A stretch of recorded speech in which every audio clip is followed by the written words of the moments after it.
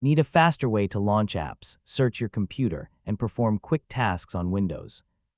In this tutorial, I'll show you how to use Keypirinha, from opening it for the first time to launching programs, searching files, and using a few helpful built-in features. So let's jump right in. First, open Keypirinha on your Windows computer. If it's already running in the background, simply press the default keyboard shortcut, which is Ctrl plus Windows plus K.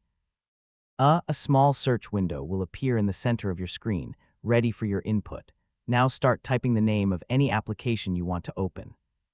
As you type, Keypirinha instantly displays matching results. Use the arrow keys to select the correct item if needed, then press Enter to launch it.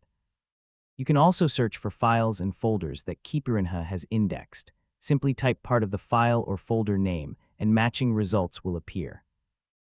Select the one you want, and press Enter to open it immediately. Keypirinha includes useful built-in commands as well.